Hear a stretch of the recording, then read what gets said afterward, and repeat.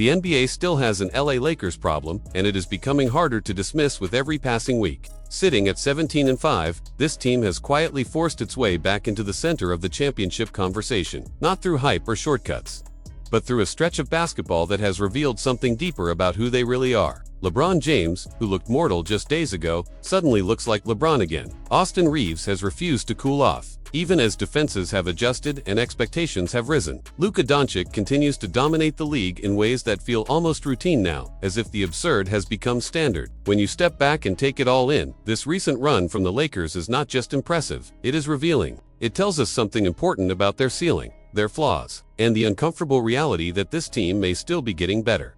Everything begins with LeBron James, because it always does. After missing the opening stretch of the season with a lingering sciatica issue, there was a quiet but very real question hanging over the league. Was this finally the season where time caught up to him? Was this the moment when the nightly expectation of dominance finally slipped away? For the first 6 games he played, the doubts felt justified. The scoring was sluggish, the efficiency was down, and the lift simply was not there. He was still orchestrating the offense with elite vision and control, still protecting the ball and finding teammates, but the scoring looked labored. There were possessions where his legs betrayed him, where shots came up short, where the game seemed to be moving just a half step faster than he could comfortably manage. It was unfamiliar territory, and it felt real. Then came the roughest stretch. Against Phoenix, he was almost invisible, finishing with a stat line that would have been shocking in any other era of his career. Against Toronto, the shot refused to fall again, and yet the playmaking was vintage, slicing defenses apart with reads that only he could see. It was a strange contradiction, watching a version of LeBron who could still control the game mentally while struggling to impose himself physically.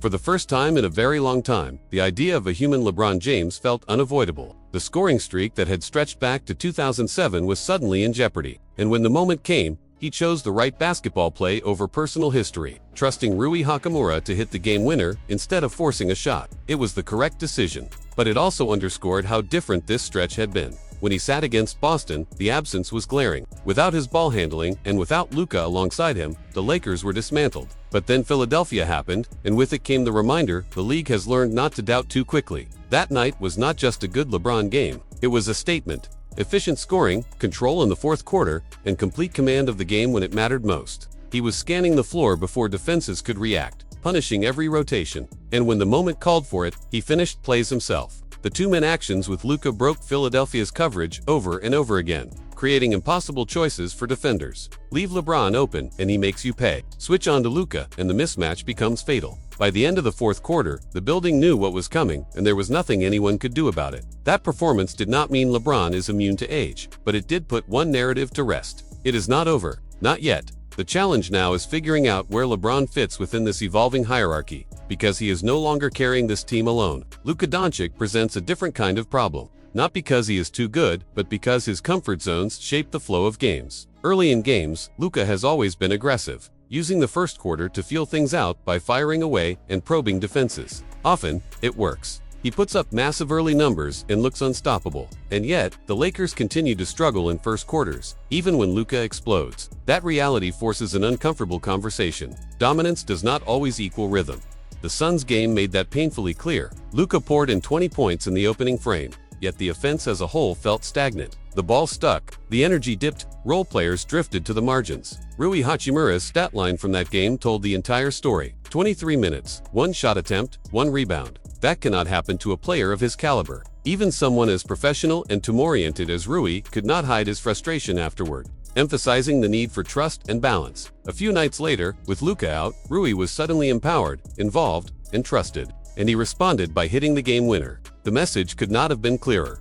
Austin Reaves presents a similar case, but with even louder numbers. At this point, what he is doing cannot be dismissed as a fluke. When Luka has been out, Reaves has played at a level that borders on the absurd, producing superstar-level scoring and playmaking with elite efficiency. Even with Luka back, there is a strong argument that Reaves deserves more early touches, if only to see how a game might tilt when he is given room to run. There have already been nights where he has taken over quarters and carried the offense, and there is no reason to believe that ability disappears when everyone is healthy. Balance does not mean limiting stars. It means elevating everyone else. Zooming out. This is where the Lakers start to feel fundamentally different from last season. Before, everything lived and died with two players, Now, even with early game issues, the involvement across the roster feels more genuine. That difference shows up most clearly in clutch time, where the Lakers have been perfect so far. They have locked in defensively at an elite level when games tighten, despite ranking near the bottom of the league in overall defensive efficiency. That contrast speaks to basketball intelligence, chemistry, and the sheer difficulty of guarding a lineup that includes LeBron, Luka, and Reaves together. Double one,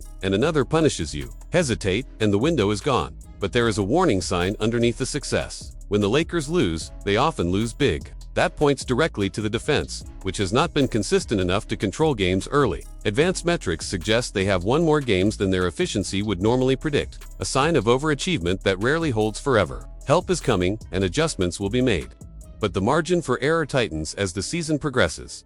And yet, here is the twist. Even with all of these questions, the Lakers are still winning at a high level. You do not stumble into the top of the Western Conference by accident. The results may actually be ahead of the process, which is rare and dangerous and exciting all at once. There are moments when this team looks average, sloppy, unfocused. Then suddenly, they flip a switch, lock in for 5 minutes, and look like a nightmare matchup for anyone. The lows are not as low as last season. The highs feel more repeatable. LeBron has proven he still has another gear. Luka continues to redefine dominance. Reaves has not cooled off, and the defense has not even fully clicked yet. If this is how good they look before the roster settles, before the rotations stabilize, and before any potential trade deadline moves, then the most unsettling possibility emerges. This may not be the finished product. The Lakers might still be climbing. So the real question now becomes this: are we watching a team that is peaking early, or are we witnessing the slow reveal of a contender that has yet to show its final form? Where do you rank the Lakers right now compared to the rest of the NBA? And do you believe their best basketball is